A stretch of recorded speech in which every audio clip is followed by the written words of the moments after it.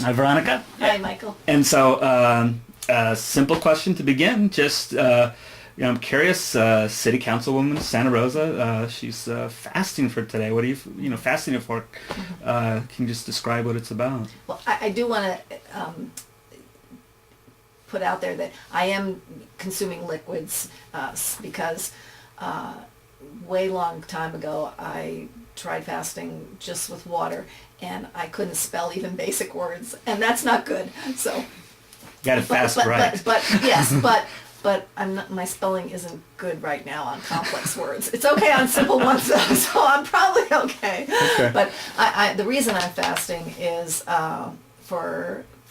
in respect for the Copenhagen talks, and 350.org put out a challenge for, it said 2 unusual actions or whatever. One was to do a number of phone calls and the other was to fast, commit to fasting for a day.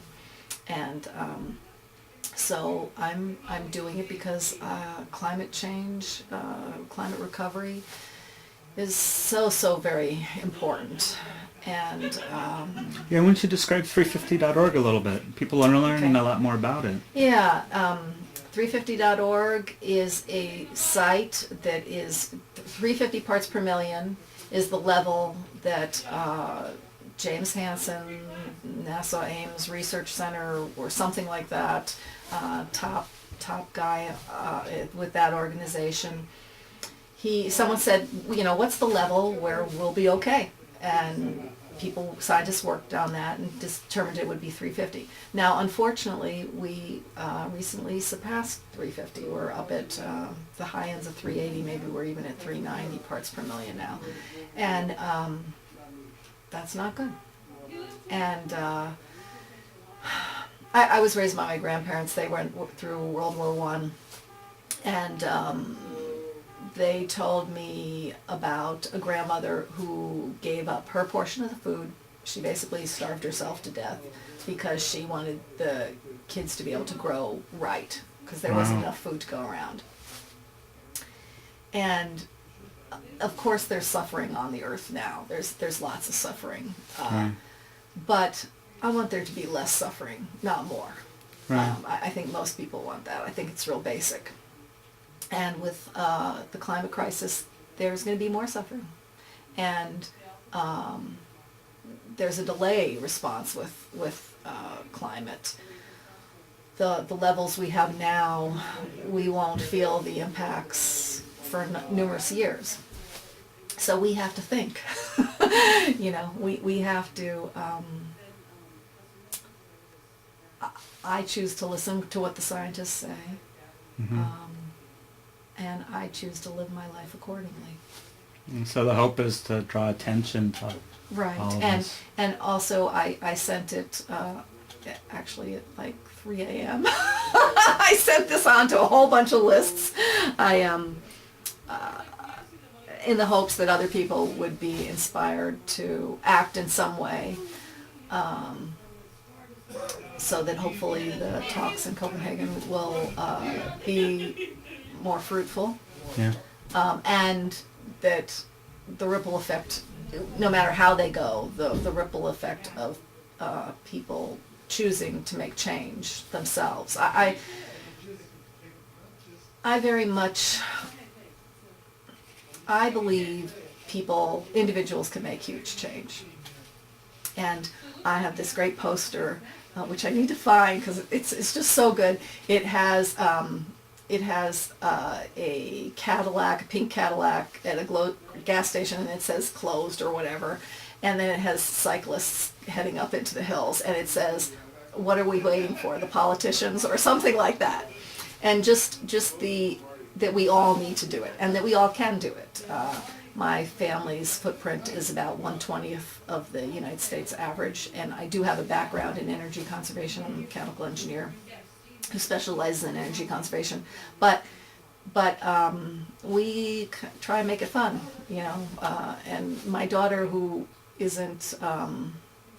she isn't totally committed to getting her footprint extraordinarily low, but she bragged about how she's going to meet this friend here, and then there's only going to be one car going there and only one car going back, So she, the puzzle of lowering one's footprint, it can be a puzzle.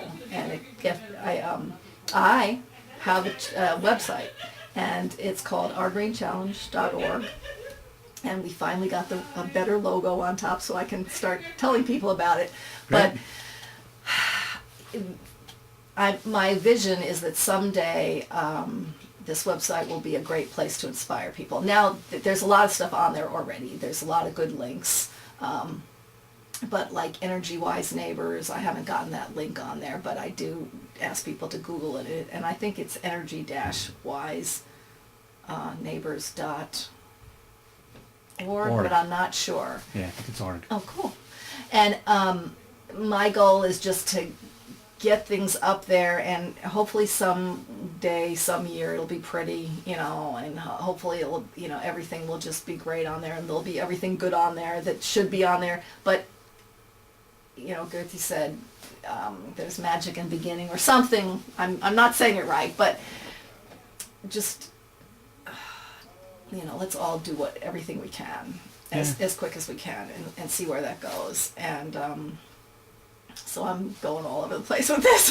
No, that's great. And it's just, it doesn't have to be all or nothing. You just keep trying to do a little bit. Right.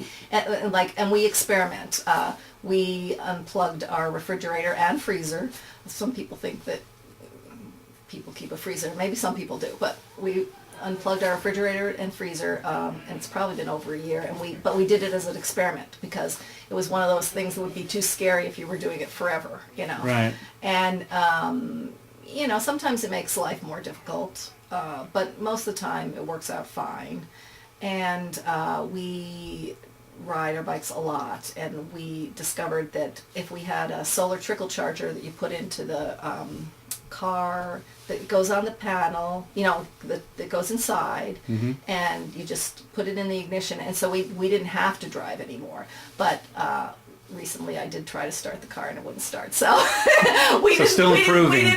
No, it works in summer, and it works depending on where you park it, but in the winter, when it's not facing the right way, it doesn't work. So I moved it and faced it the right way, and we'll see if it works. Oh, that's interesting. But we got a little sloppy because it was working. Right.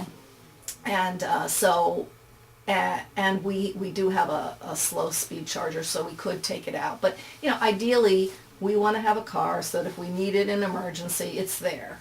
But when we don't want to use it, we don't want to use it. So it's like, figuring out what works and figuring out what doesn't work. It's a great way to end. Thanks. Thank you.